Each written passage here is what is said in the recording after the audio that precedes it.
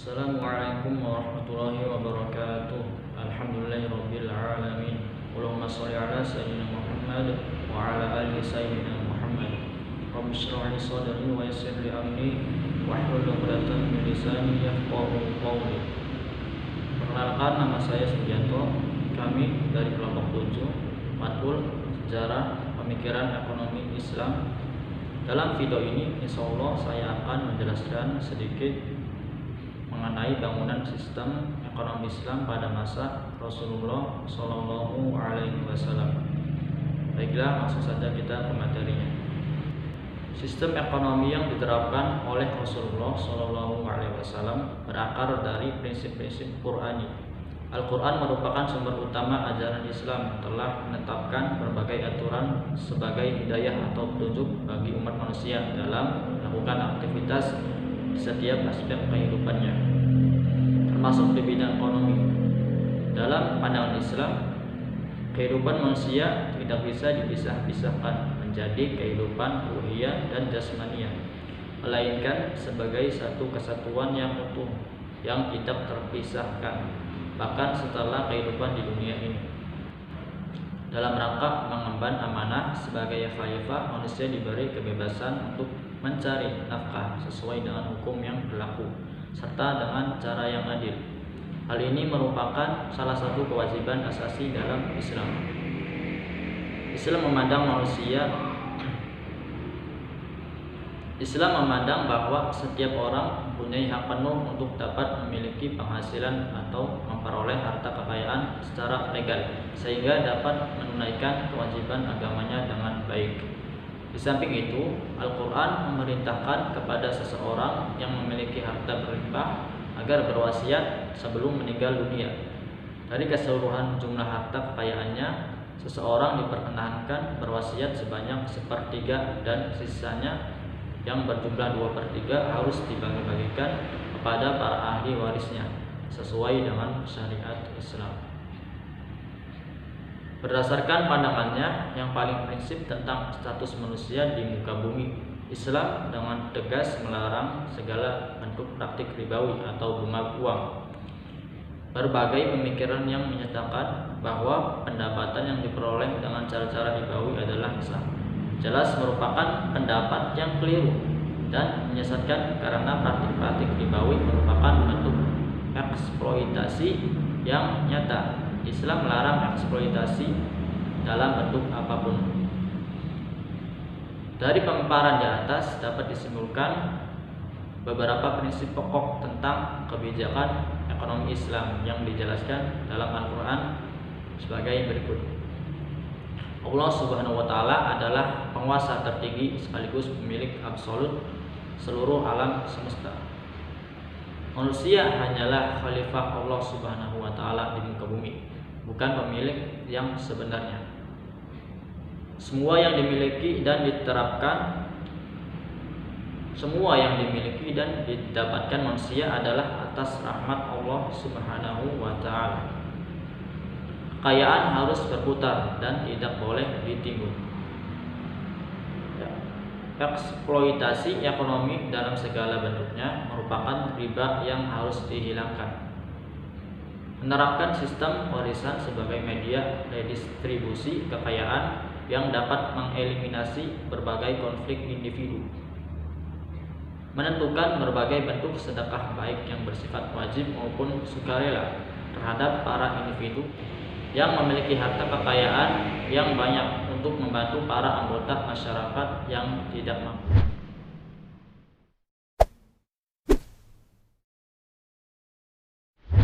Bismillahirrahmanirrahim.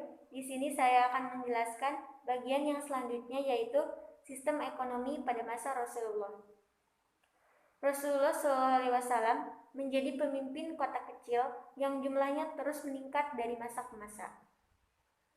Ajaran Islam yang berhubungan dengan kehidupan bermasyarakat banyak yang terjadi di kota Madinah. Madinah merupakan negara yang baru terbentuk dengan mobilitas ekonomi sangat rendah. Sistem ekonomi yang diterapkan Rasulullah berakar dari prinsip-prinsip Qur'ani. Al-Quran merupakan sumber utama ajaran Islam untuk menetapkan berbagai aturan bagi umat manusia dalam melakukan aktivitas di setiap aspek kehidupan, termasuk di dalam bidang ekonomi. Pada periode Mekah, masyarakat Muslim belum sempat membangun perekonomian, sebab pada masa itu penuh dengan perjuangan untuk mempertahankan diri dari intimidasi orang-orang Quraisy. Barulah pada periode Madinah, Rasulullah memimpin sendiri bagaimana membangun masyarakat Madinah sehingga menjadi masyarakat yang sejahtera dan beradab. Meskipun perekonomian pada masa beliau relatif masih sederhana, tetapi beliau telah menunjukkan prinsip-prinsip yang mendasar bagi pengelola ekonomi. Berkenaan dengan sumber daya ekonomi, Rasulullah telah melakukan berbagai hal. Yang pertama, mengarahkan aktivitas kegiatan ekonomi pada sektor perdagangan dengan diterapkannya prinsip kejujuran dan juga keadilan dalam bertransaksi. Beliau sendiri menjadi sosok pedagang yang handal, yang paling mengerti dan memahami banyak hal tentang berbagai rahasia dan permasalahan dalam bertransaksi, yang menyebabkan timbulnya dampak negatif atas masyarakat umum. Karena itu, banyak hadis Rasulullah yang berkenaan dengan ketentuan etika berbisnis yang terfokus pada nilai-nilai akhlak mulia dalam berdagang. Contohnya seperti pedagang yang jujur dan terpercaya posisinya bersama dengan para nabi dan orang-orang yang jujur serta para syuhada. Sedangkan pedagang muslim harus bersikap ramah dalam bertransaksi, baik pembeli maupun penjual. Kemudian berkenaan dengan larangan melakukan kecurangan, pemalsuan, kelicikan, dan segala jenis eksploitasi untuk memperoleh laba berlipat. Yang kedua yaitu menganjurkan kegiatan ekonomi pada sektor pertanian.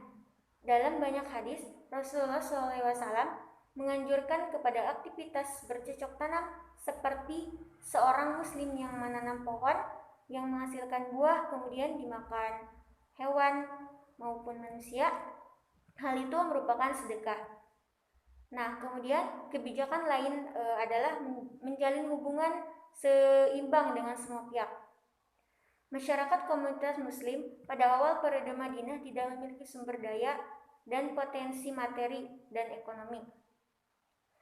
Kemudian karakter umum pada perekonomian pada masa ini adalah komitmennya yang tinggi terhadap etika dan norma, serta perhatiannya yang besar terhadap keadilan dan etis bingkai syariah Islam Nusantara.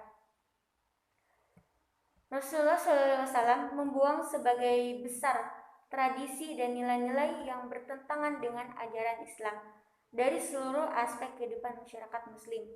Kondisi negara baru yang dibentuk ini tidak diwarisi sumber keuangan sedikit pun sehingga sulit dimobilisasi dalam waktu dekat. Oleh karena itu, Rasulullah segera meletakkan dasar-dasar kehidupan bermasyarakat, yaitu membangun masjid sebagai Islamic Center, menjalin ukhuwah Islamiyah antara kaum muhajirin dan kaum ansar, menjalin kedamaian dalam negara, membuat konstitusi negara, dan yang lainnya. Mungkin itu yang dapat saya sampaikan, kemudian akan dilanjutkan oleh rekan saya.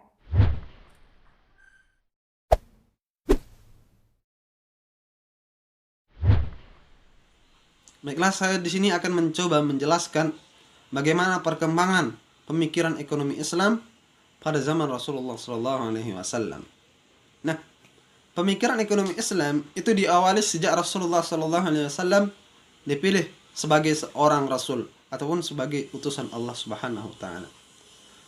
Rasulullah SAW mengeluarkan beberapa kebijakan yang menyangkut berbagai hal yang berkaitan dengan masyarakat seperti fikih ataupun hukum, kemudian siasah ataupun politik, kemudian hal-hal yang berkaitan dengan perniagaan ataupun ekonomi di zaman tersebut ataupun yang kita ketahui dengan muamalah. Nah, masalah-masalah ekonomi umat menjadi perhatian Rasulullah Shallallahu Alaihi Wasallam. Kenapa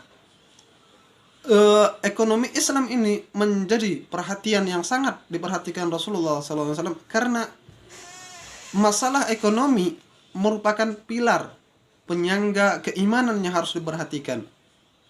Hal ini sesuai sebagaimana hadis yang telah diriwayatkan oleh Muslim, yaitu bahwa Rasulullah SAW bersabda, kemiskinan membawa orang kepada kekafiran. Maka upaya untuk mengentas kemiskinan merupakan bagian dari kebijakan-kebijakan Rasulullah SAW, yang kemudian kebijakan tersebut menjadi pedoman oleh para penggantinya, Abu Bakar, Umar bin Khattab, kemudian Ali bin Abi Thalib. Yaitu itu tersebut menjadi pedoman untuk memutuskan masalah-masalah ekonomi. Al-Quran dan hadis ini digunakan sebagai teori dasar untuk ekonomi Islam, yang juga digunakan oleh para pengikutnya, pengikut Abu Bakar, Umar bin Khattab, Ali bin Abi Thalib dalam menata kehidupan ekonomi di dalam suatu negara. Rasulullah SAW diberi amanah untuk mengemban dakwah Islam, yaitu pada umur 40 tahun. Nah, di dalam memimpin umatnya tersebut, Rasulullah SAW tidak mendapatkan gaji atau upah sedikit pun dari negara, kecuali hadiah kecil yang umumnya berupa bahan makanan. Salah satu pemimpin kaum ataupun Hazrat Anad menawarkan miliknya kepada Rasulullah SAW, yang dimana yang diberikan kepada Rasulullah SAW tersebut kemudian diberikan kepada Ummul Yaman, yaitu seorang ibu pengasuh Rasulullah SAW, mendirikan majelis surah. Majelis ini terdiri dari pemimpin kaum yang sebagian dari mereka bertanggung jawab mencatat wahyu. Nah, sedangkan pada tahun ke-6 Hijrah, sekretaris dengan bentuk yang sederhana telah dibangun. Utusan negara telah dikirim ke berbagai raja dan pemimpin-pemimpin. Orang-orang ini mengerjakan tugasnya dengan sukarela dan membiayai hidupnya dari sumber independen. Bilal bertugas mengurus keperluan rumah tangga Rasulullah SAW dan bertanggung jawab untuk mengurus tamu-tamunya. Nah, pada umumnya orang-orang yang bertamu di tempat Rasulullah ini adalah orang-orang miskin. Mereka diberi makanan dan juga pakaian. Demikian juga ketika Bilal tidak mempunyai uang, ia biasanya meminjam uang dari orang Yahudi yang kemudian dibayar oleh Rasulullah SAW.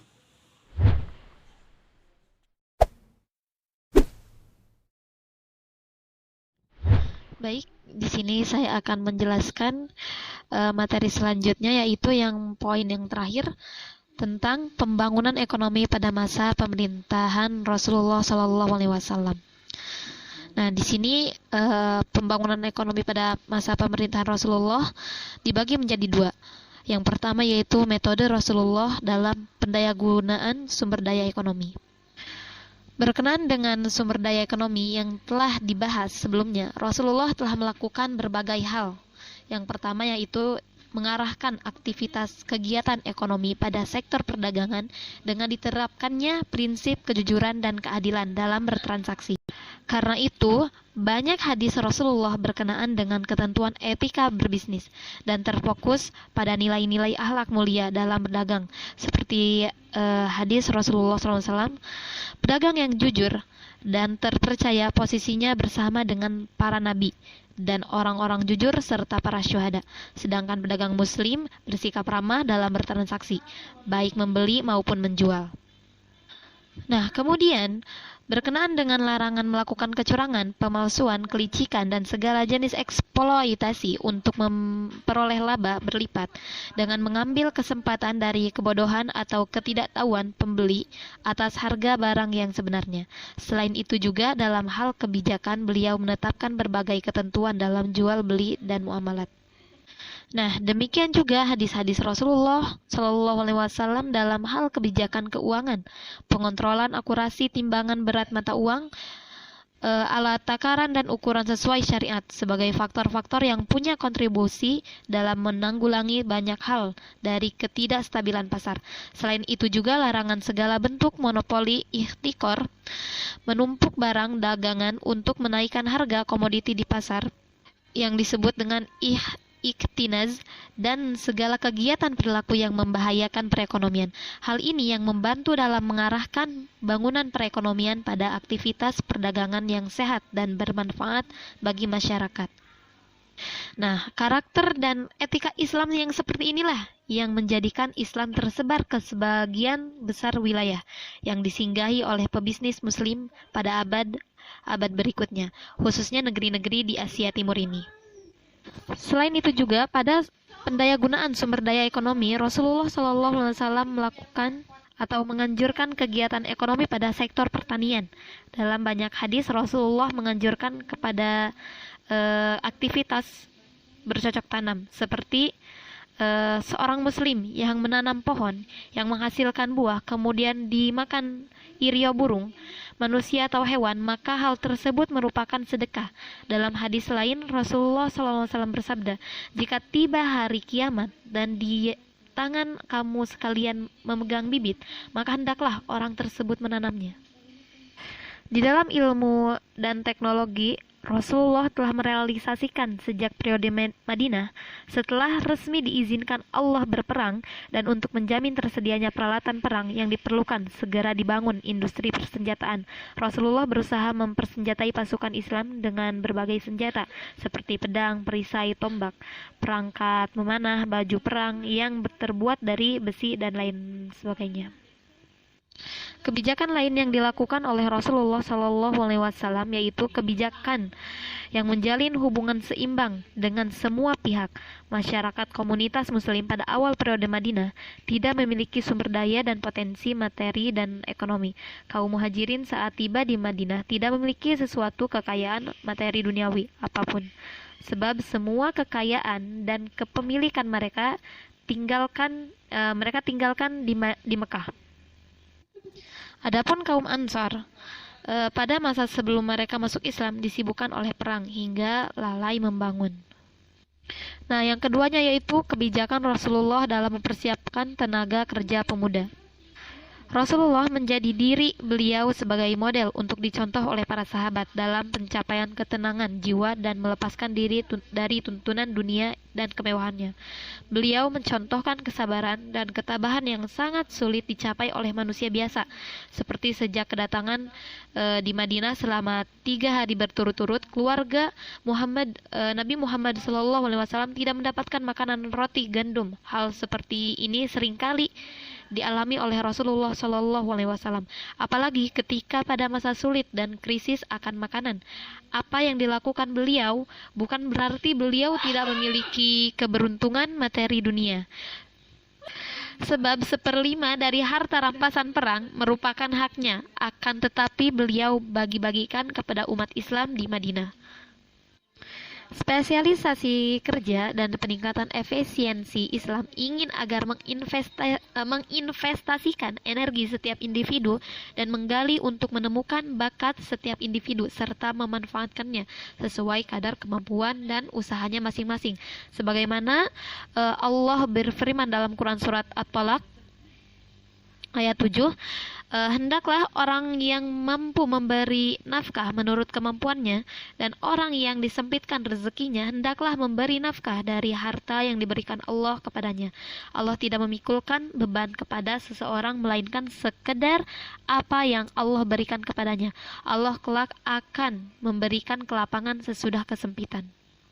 Nah, di sini semua sepakat bahwa spesialisasi kerja dan meningkatkan efisiensi punya kelebihan dan manfaat dalam mendayagunakan sumber daya dengan baik seperti telah disyariatkan oleh Ibnu Khaldun. Soal pentingnya efisiensi merupakan suatu keharusan dan mempunyai keunggulan, bahkan merupakan suatu keniscayaan yang mesti ada pada tabiat manusia, karena tidak mungkin seseorang memenuhi kebutuhannya sendiri-sendiri tanpa berhubungan dengan pihak lain, karena kerjasama dalam hal ini pembagian kerja dan spesialisasi adalah suatu keharusan.